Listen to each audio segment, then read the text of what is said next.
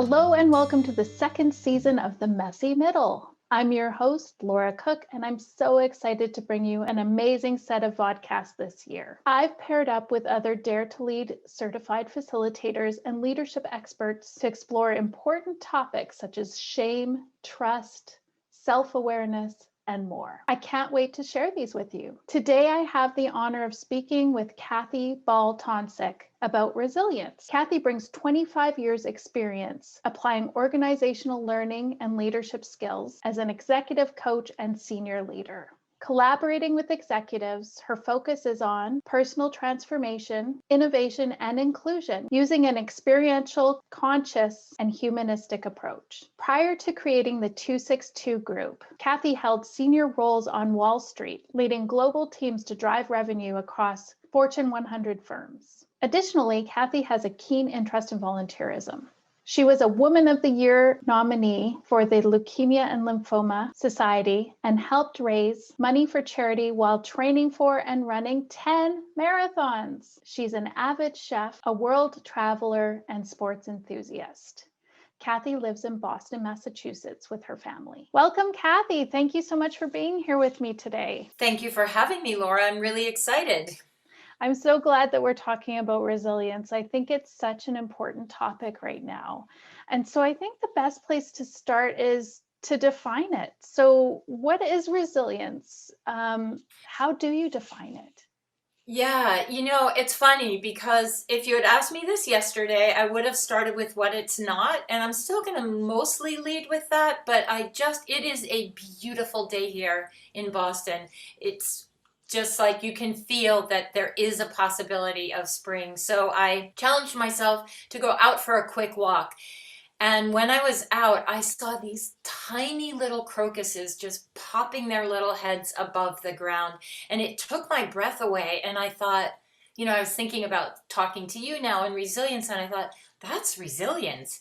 This small flower just made it through a frozen ground for nearly a year because they don't live that long. And yet, in its biology, it had the way to find its way out of that ground and greet the sun and make people like me just smile all the way home. So I think that's one view of resilience, and it certainly is what showed up to me today. But backing into what resilience isn't, because sometimes that really can help us understand what it is. Mm-hmm. And what a great time to talk about what it isn't, because that's just been handed to us on a silver platter, right? These times, 2020, 2021, we get the opposite of resilience because the opposite of resilience is burnout, which is epic right now. And sometimes we don't even know that that's what's going on, or we don't know perhaps how to recognize it or name it or put words to it, except maybe something like, how are you feeling? Ugh. To me, that ugh is the opposite of that little purple crocus that I saw today.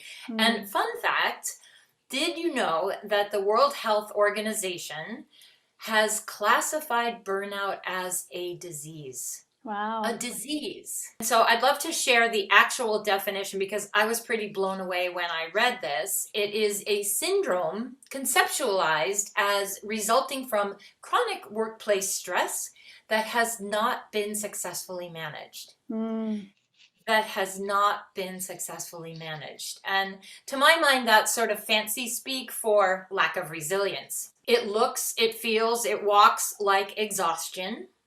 It could be subtle at the beginning. I mean, we're tired. We used to be tired at the end of the day before the pandemic, right? But now we're exhausted day after day. And we may not notice it as we're going along until we have something like a panic attack. Or until it's day after day after day of exhaustion, and we know we are not getting the kind of work done that we're capable of. We don't have a best version of ourselves showing up or our best productivity of any kind. Yeah, so that's a lot of what resilience does not look like, which is burnout.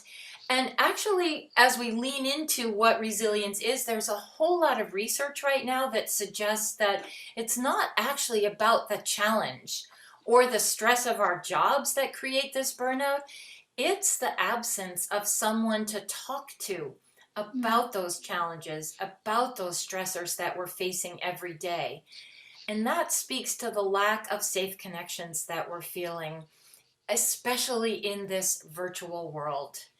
So now that we have a sense of what it isn't and what it is by my little purple crocus, let's also look at what resilience is. And again, the simplest way to think about resilience is an ability within us to bounce back from setbacks. Right now, setbacks are not ifs. They're never ifs, but especially now they're not ifs. They're whens. So when are we going to have a setback, even if it's a little setback? And unlike burnout that crushes our productivity, resilience can actually positively influence outcomes, either at work, at home, outside, wherever, even on your walk that you're taking. It can even reduce depression. So there's a lot of reason that we should be looking at resilience and how we can build resilience. What can leaders do to help build resilience in their teams then? Yeah, what a great question. We spend so much of our day at work, and there is a responsibility to help create this. And I have another fun fact for you, which is that, and this one's a really silly one, and it's really important. But did you know that baboons look to their leader every 20 seconds to Hmm. determine what the next step should be? And granted, baboons, it's probably either go get food or nap, maybe take a little walk, but we do that as well. Perhaps with a little more subtlety, but we look to our leaders.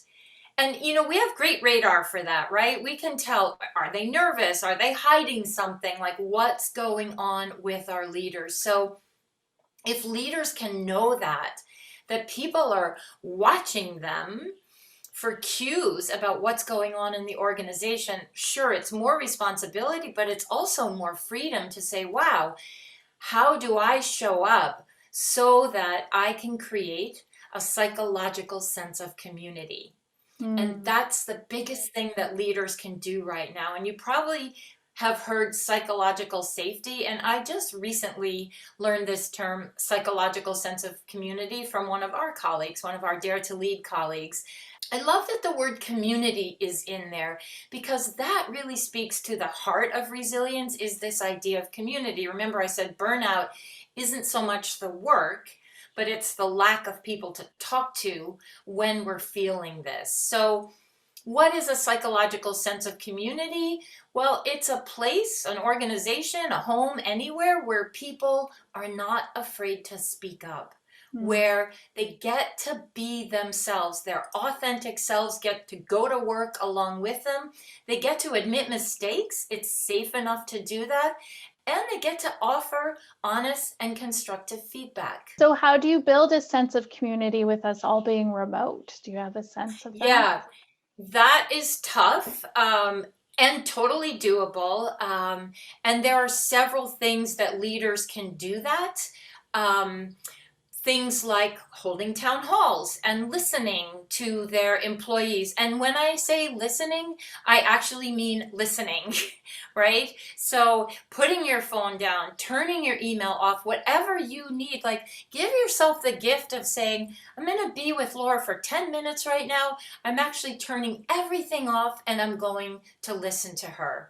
So, in terms of psychological sense of community, what does that actually mean? Yeah, great question. And it is similar to psychological safety. I think psychological safety is kind of the big wrapper around all of it.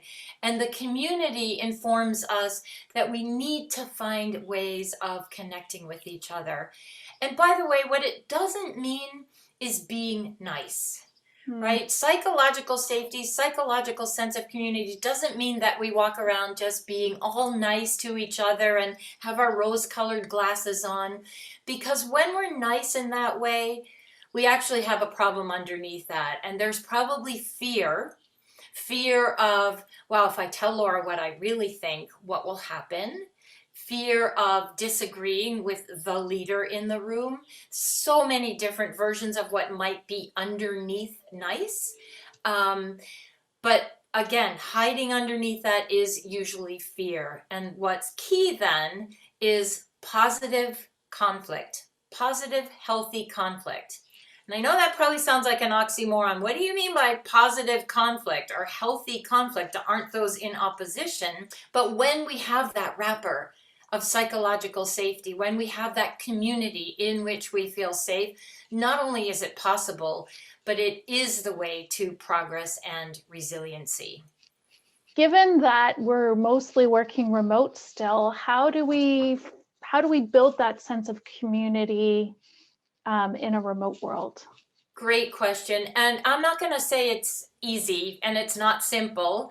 My answer might sound a little bit simplistic. I know there's a lot that goes into this, but leaders, those in positions of power or supervisors, can and do create both psychological safety and resilience when they ask more questions and listen to the answers, right? So, and not listen to respond, but listen to understand. So they need to really grow that muscle of curiosity. So if I ask you, I need to almost sit back and pretend I have zero idea what you're going to say, listen to you so that you feel heard. Feeling heard gives you the sense of connection, gives you the sense of belonging, allows you to add to your own store of resiliency, because we can store it up for those times that I mentioned a little while ago where we will fall down and now we know how to get back up. It's also admitting their shortcomings. It's not falling on their sword. It's not saying, oh my gosh, I have failed all of you. But it is offering transparency into the way that they're thinking about things. It's also having the courage and wisdom to say things like, I'm not really an expert on that, but I know that Sally over here has some expertise. I'm going to check in with her. Or I might have missed something. Laura, do you see something I missed that maybe we'll fill in the blank, because this feels really important to me?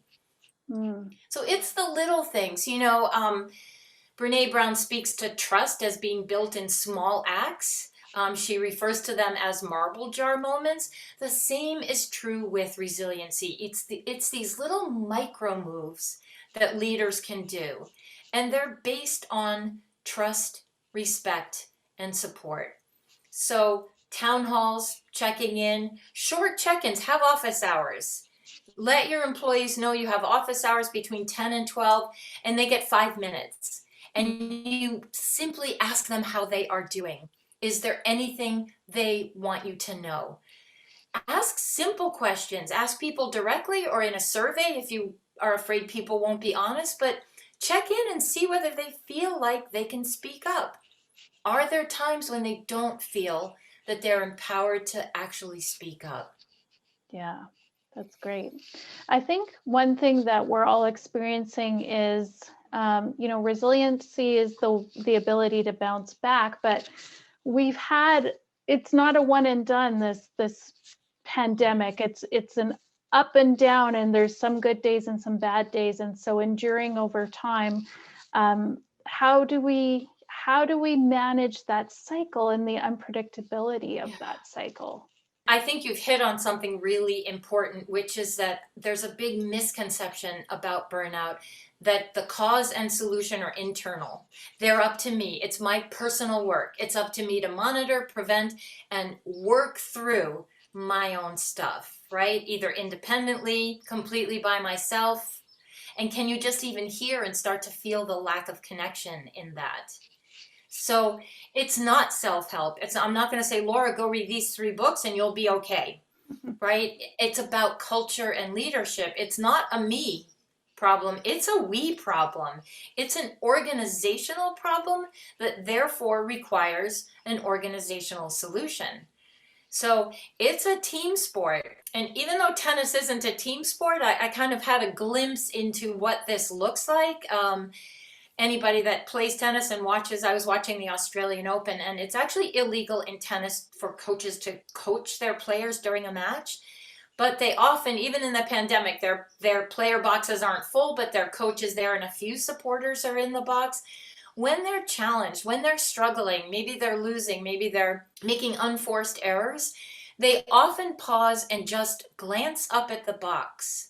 And what are they doing? They're connecting to their supporters, to their network, to the people that they know, can even just by looking at them, rally them to increase their resilience and therefore their purpose, their power, and restore their will to win. Mm-hmm. So I think also you were asking, Laura, about how we manage this cycle. And one of the key ways is so it is a cycle. And we can store some resiliency, but one of the simplest ways that you're going to, a lot of people are going to hear this and say, well, I can't do that. But it's because we lack recovery. We don't build recovery into our days. We disrupt our sleep because we're ruminating over a conversation that happened or one that needs to happen tomorrow.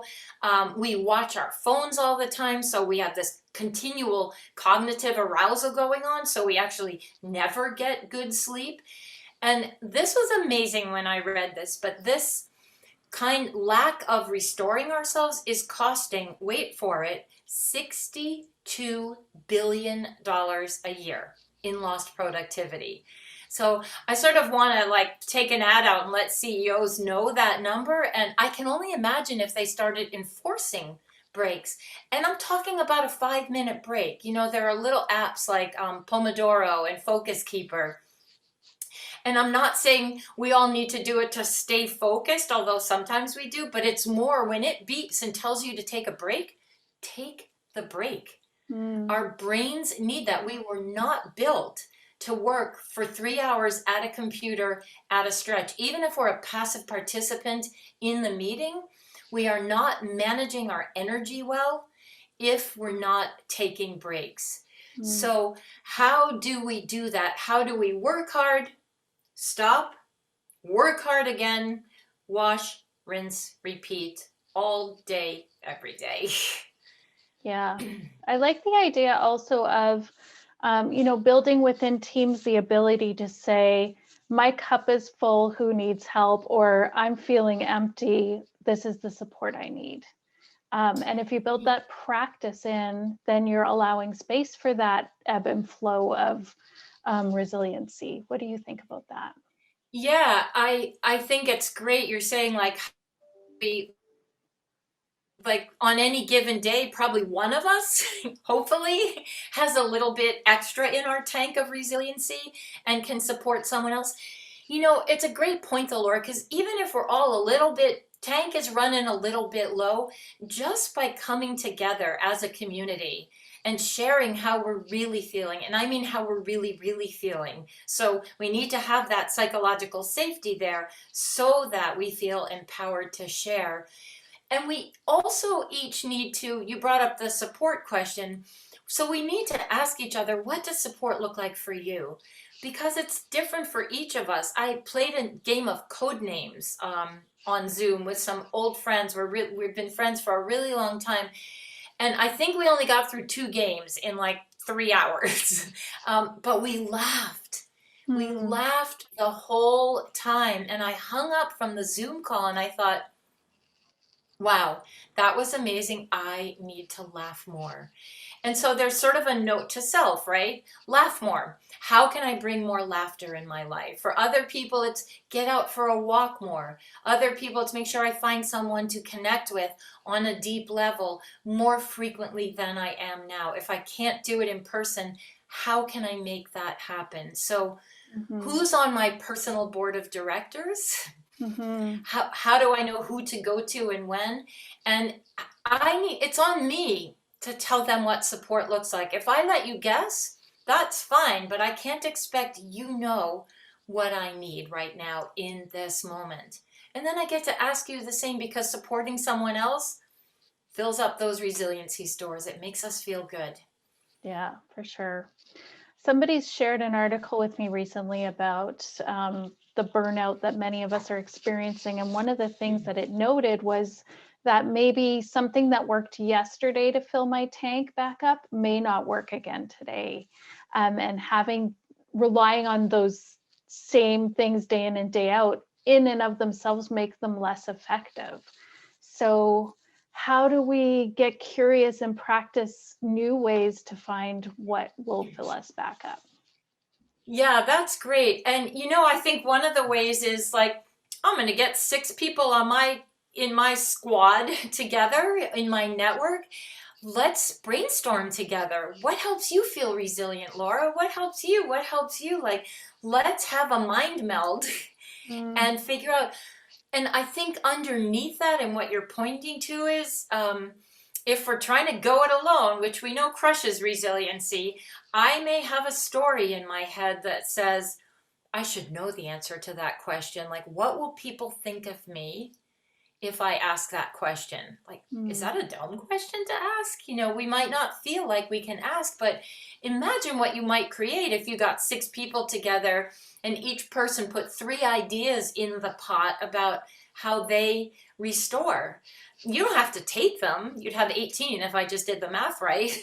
Maybe 8 of them work for you, and maybe that's 7 more than you had when you joined the group. yeah, great idea. Thank you. So that gave us quite a bit of an idea of how we can work as leaders to build resilience in our team and as individuals in terms of reaching out and trying new things. How and where does self-care come into play here?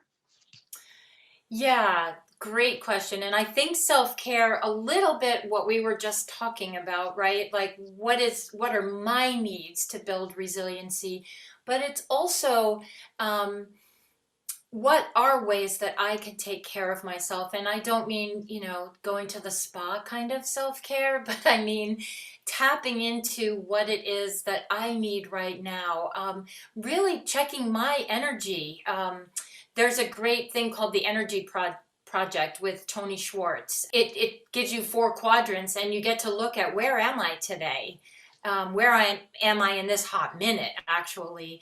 And what do I need to do to get to the optimal place, which is some amount of like working hard, but also some amount of I know how to come back to myself. And Mm, if I know the way back to me, that's what self-care looks like. And we're distinguishing between being healthy and being fit in a way, whether it's mind fitness, body fitness. I can be really fit. I can train really hard for a marathon and be really fit. If I haven't also taken care of my health, I might get halfway through or to mile 20 and just completely fall apart, right? So we need both health, eating well, taking care of our mind psychologically, doing the inner training as well as the outer training, and we need to be fit. And the same is true in life. We need the fitness to be able to get up every day and get through these long days that we're all experiencing. But we also need the health so that at 4 o'clock in the afternoon, if I haven't eaten well all day or had enough water to drink, I'm not like melting into my chair. Um, mhm. all of that contributes to resiliency. Excellent. Thank you. Um, are there any other resources you would recommend for people who want to explore resilience further? So many resources. So let me start with one of what I know is our favorites, which is reading about vulnerability and courage.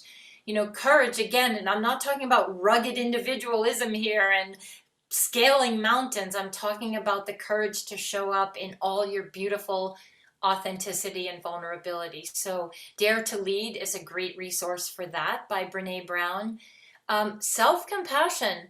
Many of us right now are taking care of so many people, and we're forgetting to take care of that person that greets us in the mirror every morning when we wake up. Tara Brach is a great resource for self-compassion. All of these things, I'm not talking about go take a year-long course on self-compassion. I'm saying take a baby step. explore it. Begin to explore. Like, nobody needs changing. We're all awesome the way we are. And we can grow in some of these other areas. Make a gratitude jar or keep a gratitude journal. Find one way to connect back to yourself. If you write one sentence in that journal, when you're inspired, again, I'm not saying go write a book about gratitude. I mentioned the Energy Project. I think that's a great resource for resiliency. Awesome. Thank you so much. So, Kathy, any final thoughts on resilience as we close out today? Yeah, as I was thinking about putting everything together for this, Laura, I realized how much this past year has challenged pretty much all of us in ways that we never could have anticipated. And the importance of our connections, our sense of belonging has never been clearer or more important. And I think what we all need to remember is we're not alone, and that building resilience one step, one connection at a time, will surely yield surprises and long-lasting benefits. Nice. Thank you so much. So You're if you don't welcome. mind, the last thing I'll do here today is ask you my 3 questions that I'm asking all my guests this season. Okay, I'm excited. So what do you think is the most important thing for leaders to either know or do right now? I might say resiliency, but I really think it's a piece of what we spoke about, which is to connect human to human, heart to heart, soul to soul. The work will get done. But now more than ever, we need that human connection, and we need to lead with that. Nice. Thank you. What self-care practice are you currently practicing?